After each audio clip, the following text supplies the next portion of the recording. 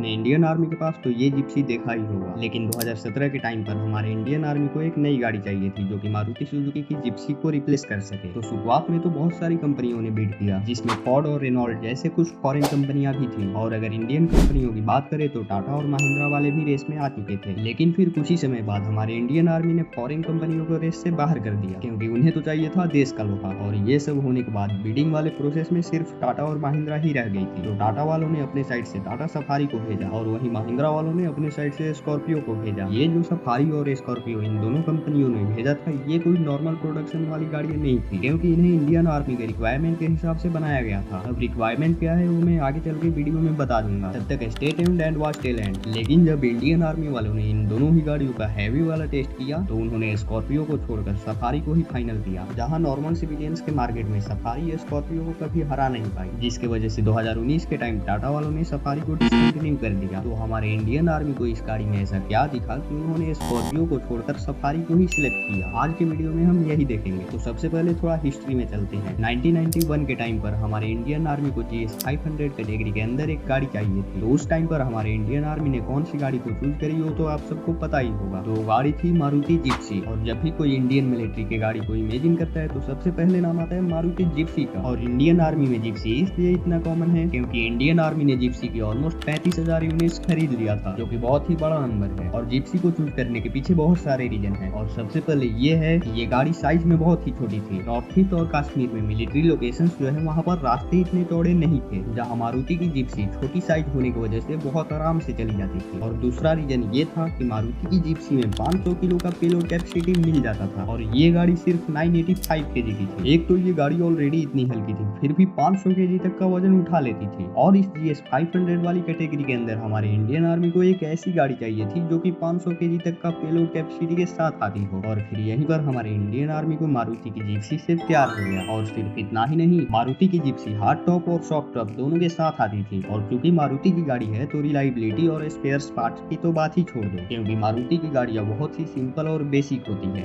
जिसके वजह से मान लो हमारे इंडियन मिलिट्री के जनरल अपनी जिप्सी में बैठकर कहीं जा रहे हो और अचानक गाड़ी में कोई दिक्कत आ जाती है और गाड़ी सिंपल और बहुत ही बेसिक होने की वजह से तब हमारे इंडियन मिलिट्री के जवान ही उस गाड़ी को ठीक कर सकते हैं। अब आप ये सोच रहे होंगे कि ये वीडियो तो सफारी के बारे में था, फिर जिप्सी कहाँ से आ गई? तो ये मैंने आपको कॉन्टेक्स्ट के लिए बताई कि GS 500 की कैटेगरी क्या थी। लेकिन 2013 के टाइम पर हमारे इंडियन आर्मी ने सोचा कि क्यों ना GS 800 की कैटेगरी के अंदर एक नई गाड़ी लाई जाए, क्योंकि अब इंडियन आर्मी को 500 kg के पेलोड कैपेसिटी वाली गाड़ी से काम नहीं चल रहा था। अब उन्हें एक ऐसी गाड़ी चाहिए थी जो 800 kg तक का वजन उठा सके, क्योंकि मिलिट्री के बहुत सारे यूज केसेस होते हैं जिसमें हमारे इंडियन आर्मी को कभी राशन या फिर कभी कभी भारी भरकम मशीनरी जो वार में यूज होते हैं उनको एक जगह से दूसरी जगह भी ले जाना होता है। और इस 800 kg के पेलोड कैपेसिटी के अलावा हमारे इंडियन आर्मी को एक ऐसी गाड़ी चाहिए थी जो किसी भी कंडीशन में आराम से चल सके, चाहे वो अरुणाचल प्रदेश की पहाड़ियां हो या फिर सिक्किम के ही रीजन क्यों ना हो। कारगिल से लेकर राजस्थान की 50 डिग्री सेल्सियस वाली गर्मी में भी वो गाड़ी आराम से चल पाए और कोई दिक्कत ना दे। और चूंकि राजस्थान में इतनी ज्यादा गर्मी होती है तो हमारी इंडियन आर्मी को एक एयर कंडीशन वाली गाड़ी भी चाहिए थी जो हार्ड टॉप के साथ आती हो। जहाँ जिप्सी हार्ड टॉप और सॉफ्ट टॉप दोनों के साथ आती थी, वहीं इस GS 800 वाली कैटेगरी के अंदर सिर्फ हार्ड टॉप वाली गाड़ी ही चाहिए थी। अब हमारे इंडियन आर्मी को इतनी रिलायबल गाड़ी चाहिए थी तो इन्होंने बिडिंग वाले प्रोसेस में सिर्फ इंडियन कार मेकर्स को ही ऑफ फ्रंट रखा, क्योंकि उस टाइम तक इंडियन कार मेकर्स भी बहुत ही अच्छी गाड़ी बना लेते थे जो हमारे इंडियन मिलिट्री में भी यूज किया जा सकता था। तो जैसा कि आप सबको मैंने पहले ही बताया कि टेस्टिंग के लिए टाटा वालों ने अपनी साइड से सफारी को भेजा था, वहीं महिंद्रा वालों ने अपनी साइड से स्कॉर्पियो को भेजा था। तो हमारे इंडियन आर्मी ने इन दोनों ही गाड़ी स्कॉर्पियो और सफारी का बहुत ही भयंकर वाला टेस्ट किया। इन दोनों ही गाड़ियों को बहुत ही डिफिकल्ट ट्रेंड्स पर चलाया गया और बहुत ज्यादा हैवी वाले टेस्टिंग के बाद हमारे इंडियन आर्मी को पहली बार जिप्सी को छोड़कर किसी और गाड़ी पर प्यार आया, और वो गाड़ी थी टाटा सफारी। टाटा की सफारी जो थी उसके लिए टाटा मोटर्स ने सबसे कम अमाउंट पर बीट किया था, जिसके वजह से मिलिट्री ने सफारी स्ट्रॉम का 3192 यूनिट्स का ऑर्डर दे दिया। और इसी के वजह से कभी कभी हमें ये ग्रीन वाली आर्मी एडिशन सफारी स्ट्रॉम देखने को मिल जाती है। ये मिलिट्री वाली सफारी बाहर से देखने पे तो एकदम नॉर्मल सफारी के जैसे ही लगती थी, लेकिन जो इसके अंदर चेंजेस किए गए थे उसे सुनकर मेरी तरह आप भी शॉक हो जाओगे। जहां नॉर्मल वाली सफारी केवल 154 bhp का पावर और 400 Nm का टॉर्क प्रोड्यूस करती थी, वहीं इस आर्मी वाली सफारी में 265 bhp का पावर के साथ 1200 Nm का टॉर्क देखने को मिल जाता था। इंजन एस्पेक्ट्स के अलावा मिलिट्री की हर गाड़ियों की तरह इसका भी ग्रीन कलर रखा गया था। फ्रंट ग्रिल को पूरा ब्लैक कर दिया गया था जो कि पहले क्रोम में आता था, और साथ ही इसमें बहुत सारे टोइंग हुक्स भी आते हैं। फ्लैग लगाने के लिए माउंट भी दिया गया था और एक जेरिकल माउंट भी दिया गया था जो कि 20 लीटर की कैपेसिटी के साथ आता था। ये सब तो हो गए इसके कॉस्मेटिक्स चेंजेस। अब चूंकि इस गाड़ी में इतना चेंजेस था इसलिए कंपनी को भी इसके रियर एक्सेल में बहुत सारे चेंजेस करने पड़े थे और इंडियन आर्मी ने टाटा मोटर्स को बीट से पहले ही बोल दिया था इस आर्मी एडिशन वाले सफारी पर जब 800 kg का लोड पड़ेगा तो इसका ग्राउंड क्लियरेंस 200 mm से कम नहीं होना चाहिए। और इसीलिए जब नॉर्मल सफारी को आर्मी वाले सफारी से कंपेयर करें तो आर्मी वाली सफारी ज्यादा ऊंची लगती है। एक तरफ मार्केट में स्कॉर्पियो का इतना बड़ा भौकाल और दबदबा था और आज भी है कि टाटा मोटर्स को सफारी को डिसकंटिन्यू करना पड़ गया और वहीं दूसरी तरफ हमारे इंडियन आर्मी ने स्कॉर्पियो को छोड़कर सफारी को ही पसंद किया। वैसे मुझे तो सफारी बहुत पसंद है, लेकिन आप मुझे कमेंट करके ये बताओ कि सफारी और स्कॉर्पियो इन दोनों में से लेजेंड कौन सी है। और वीडियो अच्छी लगी हो तो लाइक और शेयर जरूर करो और चैनल को सब्सक्राइब भी कर लो ताकि आगे भी ऐसी और वीडियो देख सको।